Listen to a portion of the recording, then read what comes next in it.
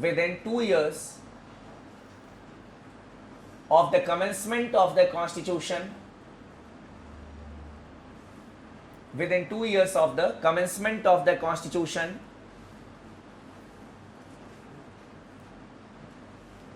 and every 5 years thereafter, and every 5 years thereafter. So that is why it is known as a constitutional body, because the president shall constitute the finance commission, shall constitute. So as it has been written in the constitution, obviously it is a constitutional body. So we have got a finance commission. What is the composition of the commission? You can write it. Composition.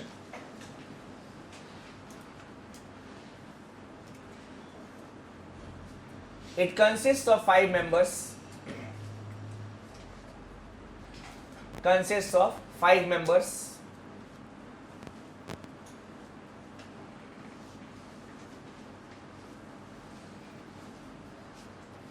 The chairperson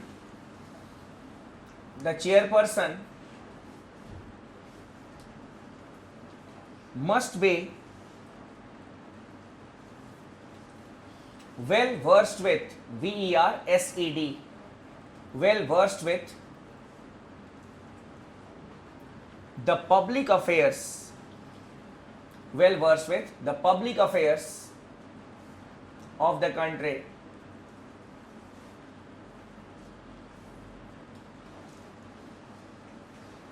Basically, we have seen that a former governor of RBI is appointed as the chairman of the finance commission. Then the second, third and the fourth members, the second, third and the fourth members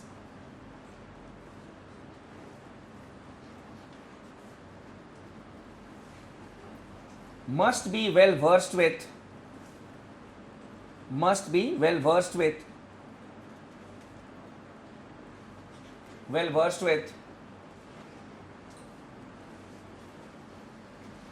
the accounts, economy and the financial condition of the country, and the financial condition of the country.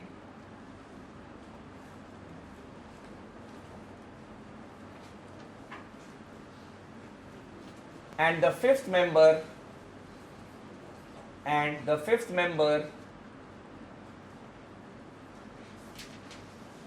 must be qualified or must be eligible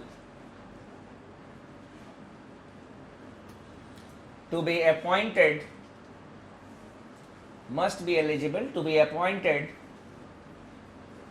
as judge of high court, as a judge of high court.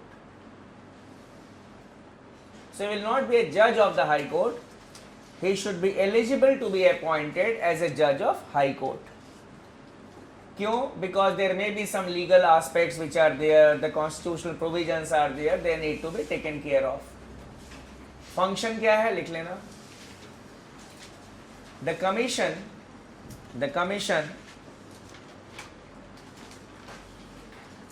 has to give recommendations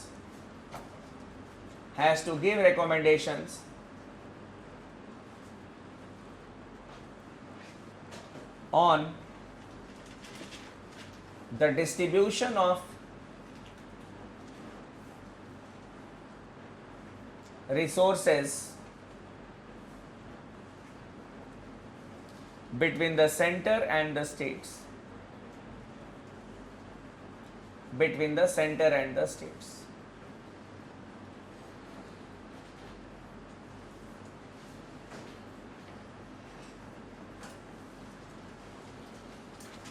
What are the recommendations of the latest finance commission? ठीक है, that is the domain of your economy teacher. Current में जब इस exam दोगे उस साल नजर मार लेना.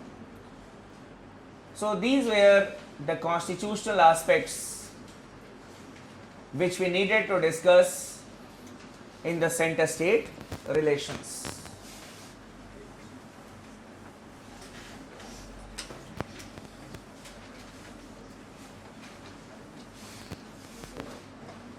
Now coming to the issues in Indian federalism or in the center-state relations.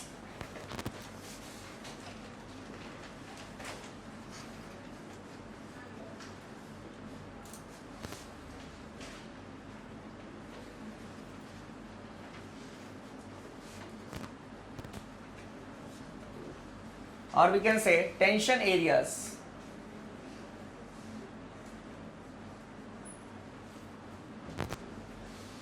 Tension areas.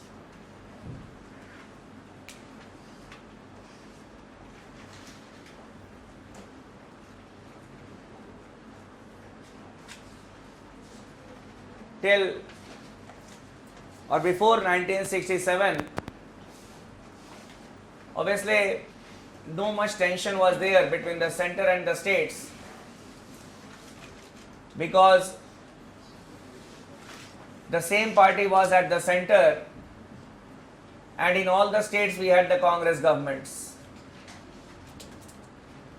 But from 1967 onwards, we saw the formation of the opposition-led governments at the states, and then tensions started between the center and the states. Meanwhile, we have also seen that some type of interstate tensions are also there. That is why I have used the word Indian federalism. That will cover the center state tensions also as well as the interstate disputes.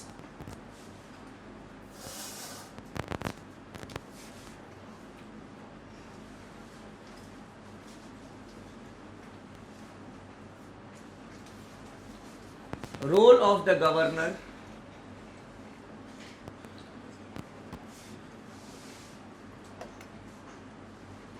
and misuse of Article 356.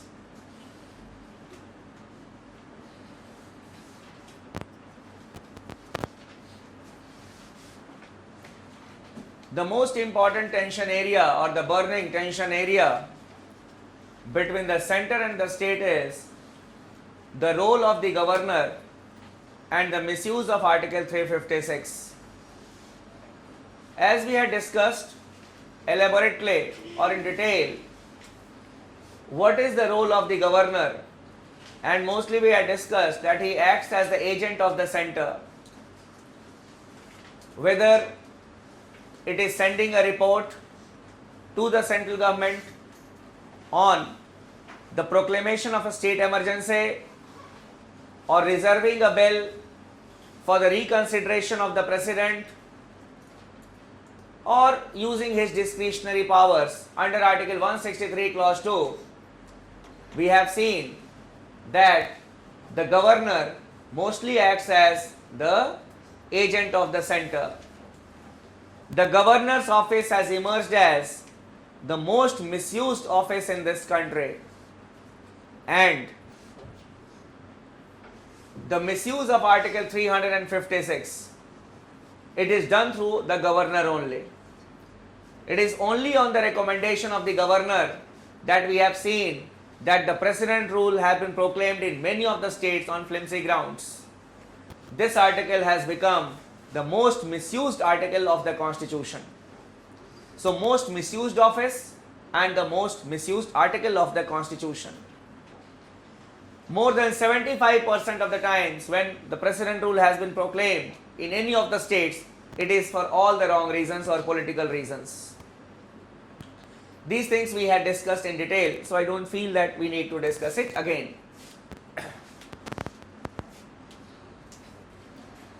Another bone of contention is the financial relations.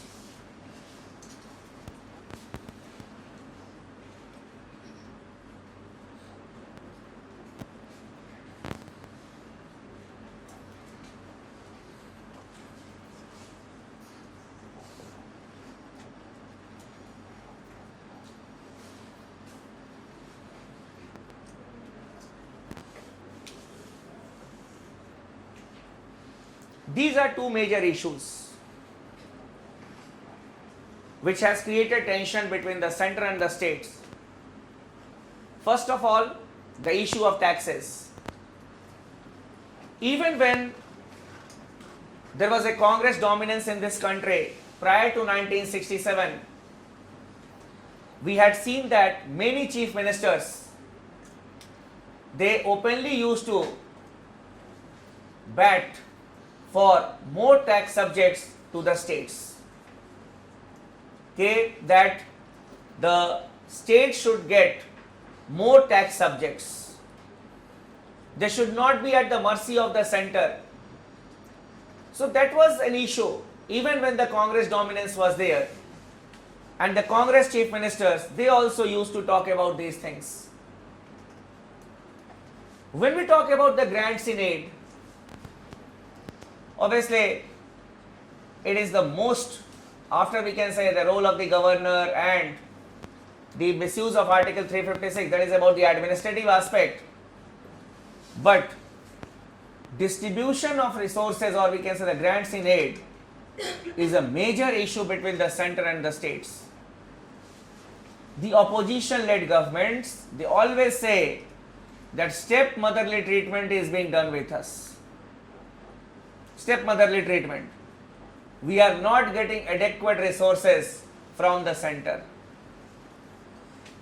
When the UPA was ruling at the center, the non-Congress parties which had their governments at the state level, they always used to say that our state is underdeveloped because we are not getting adequate resources, the grants in aid from the states, from the center.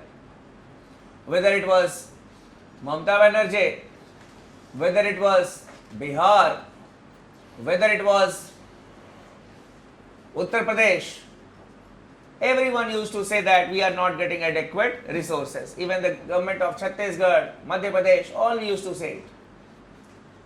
There is some reality also. There is some reality also. It is not that only they have got allegations. Some allegations may be baseless. Because even if the resources were being pumped, they were not being utilized for the people, but for the welfare of the people. For example, Mayawati during her election campaign, she used to say that we are not getting adequate resources. But the resources that were being pumped in Uttar Pradesh, they were being utilized or misutilized, I don't know, for having the statues of the Honorable Chief Minister herself and including the other leaders. Apart from it, the elephants were there. So obviously it is not child's play that they will go and sit and chalo theek hai, they will get food. The central government is not pumping resources for that purpose. No doubt the justification was that it is for Dalit Chetna. Dalit Chetna, that we are having these statues of the Dalit leaders. People will get inspired to see them.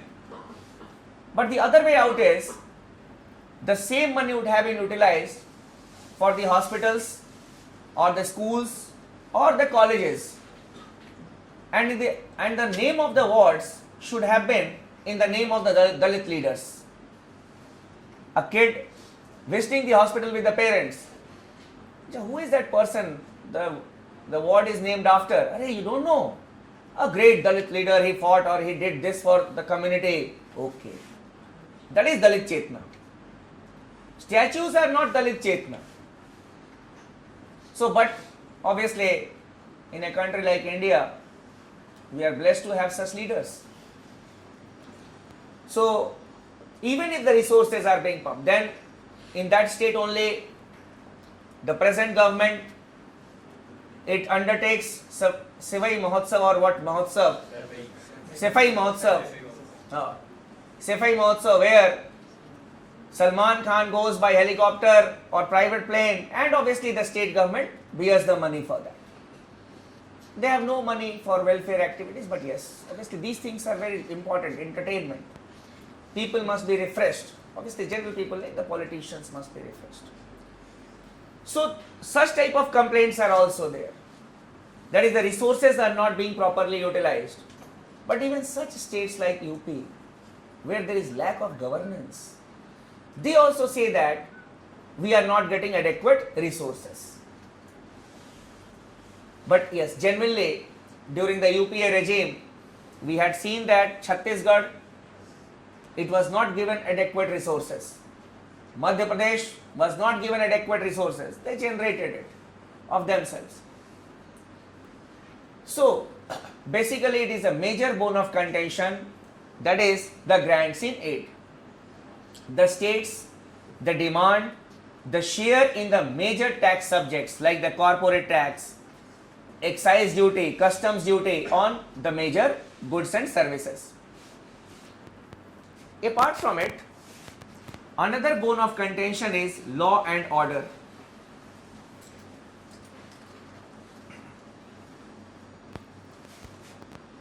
Law and order.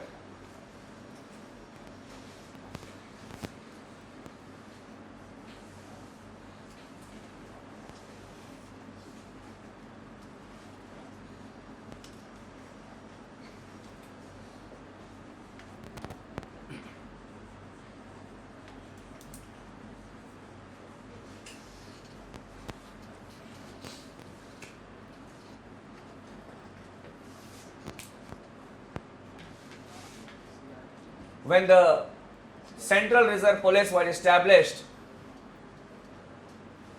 it was a major bone of contention. Why Central Reserve Police? Why the Central Reserve Police? Law and order, policing is not a subject even in the concurrent list. It is there in the state list only. So why the center has gone for the CRPF, Central Reserve Police Force? That was a major, we can say, bone of contention at that point of time. And some states, they consider them as the agents of the central government, some states. The same is related to the deployment of the armed forces. Many of the states, they always complain that the armed forces, they are being deployed in the state without their consent and or even without their consultation. That we have not been consulted, our consent was not taken, and the armed forces have been sent. And obviously it is correct regarding the paramilitary forces also. The states want autonomy in this regard also, that the state should not interfere. When there was the riots in Gujarat, at that point, after that, the central government, it wanted to have the deployment of armed forces there, but the Honorable Chief Minister of Gujarat felt that the Gujarat police is capable of tackling the situation, and that is why he did not take the help of, initially he had said no to the armed forces. So it is also a bone of contention. Apart from it, all India services.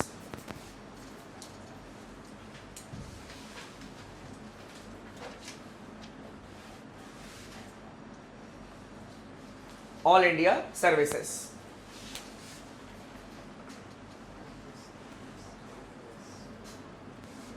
At some point of time, the leaders of the states, they say that the officers of the All India services, they act as the agent of the central government. They do not work for the state. They are here just to implement the policies of the central government. And one of the very important political leaders of Uttar Pradesh, Sri Mulayam Singh Yadav, 2 years earlier he had said, or last year only he had said, that we can run UP without the IS officers also. We don't need All India service officials. After the suspension of that lady SDM, obviously he had given such a statement when the central government had interfered, that we can run this country, we run this state without the IS officers or the IPS officers. Means we are capable of doing that. So basically there may be some political reasons behind it, but this is a bone of contention between the center and the states. Keeping in view these things, there has been demand for autonomy of the states. The states want autonomy. To what extent? And whenever we have got such type of demands, the tensions are there, the easiest thing to do is to have a committee or a commission, and then we should make some policies according to the recommendations of the committees or the commissions. So now we will be discussing the committees or commissions with respect to the center-state relations.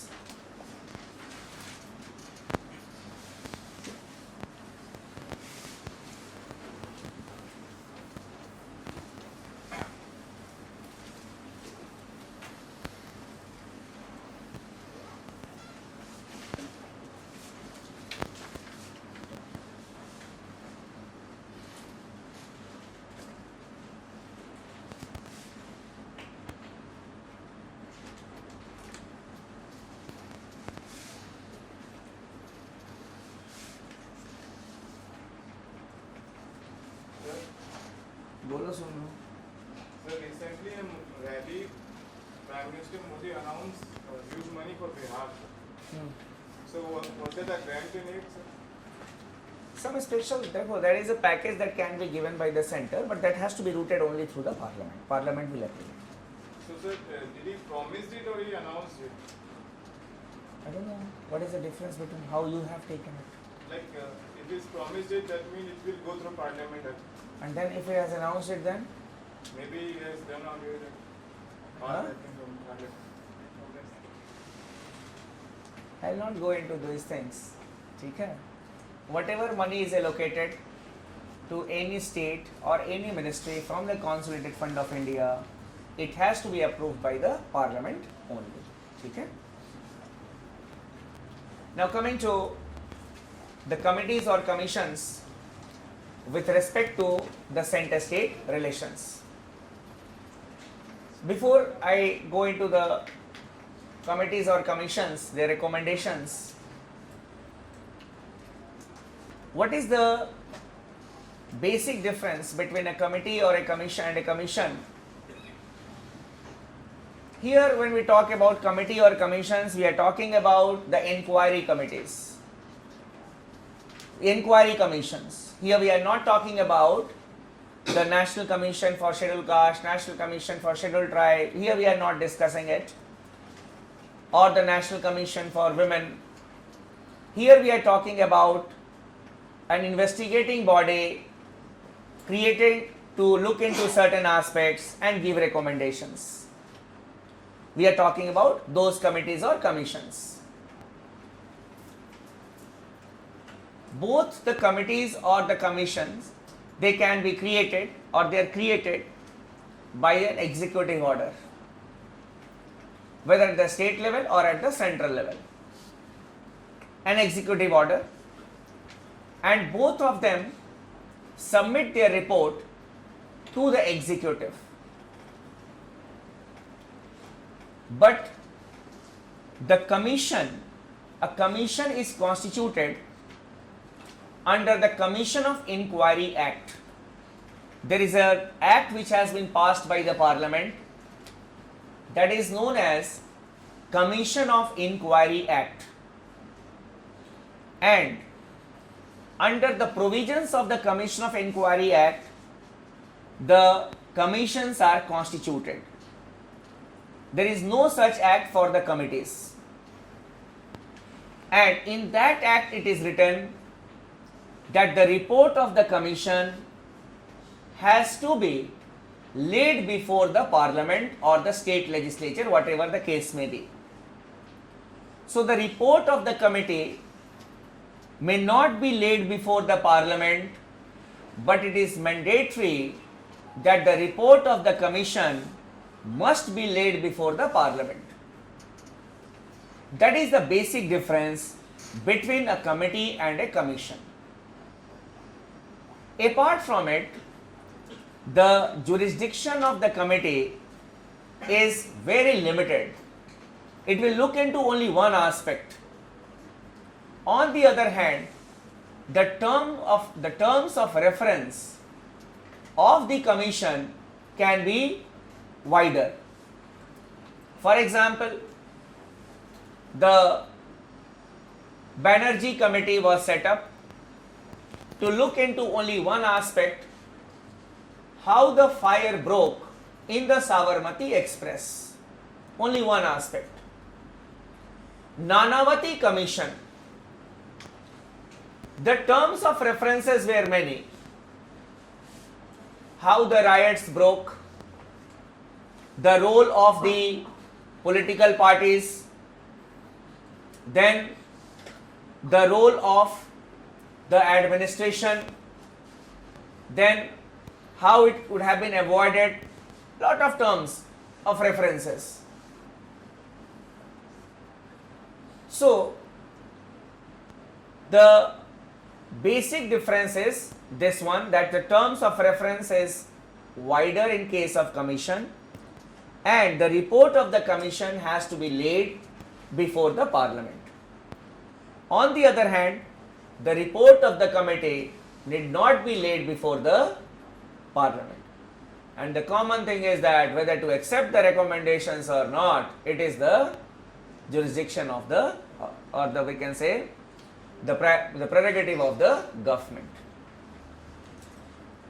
When we say committees or commissions with respect to center-state relations, the first important committee was the Setalwad Committee.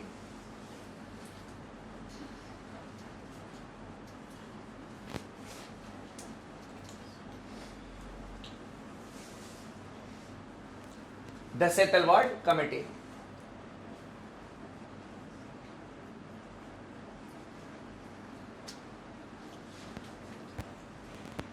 It was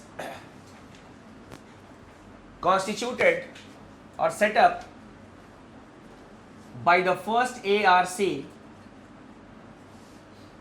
ARC is Administrative Reforms Commission. The first ARC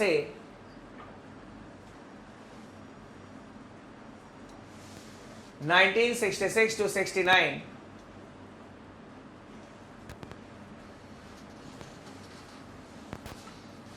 to give recommendations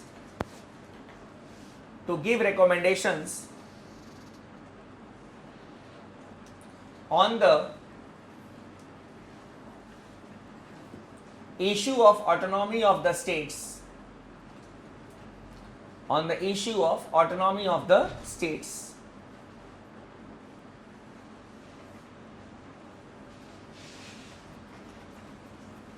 The committee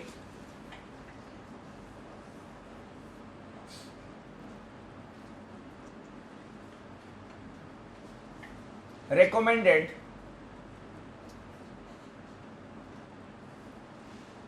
autonomy of the states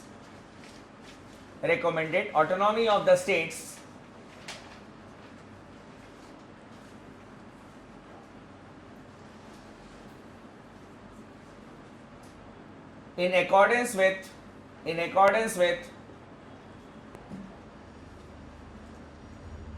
the constitutional provisions,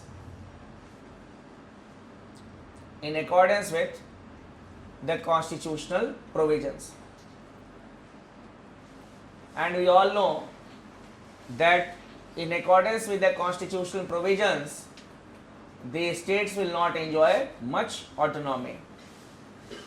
But ठीक है, report देना था, पैसे वैसे लिया था, remuneration, so they had given this report. Then coming to the second committee that was set up, it was Raja Mannar Committee.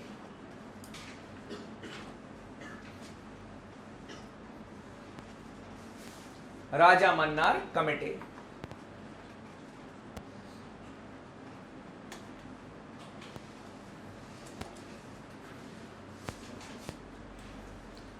It was appointed by The Tamil Nadu government in 1969 appointed by the Tamil Nadu government in 1969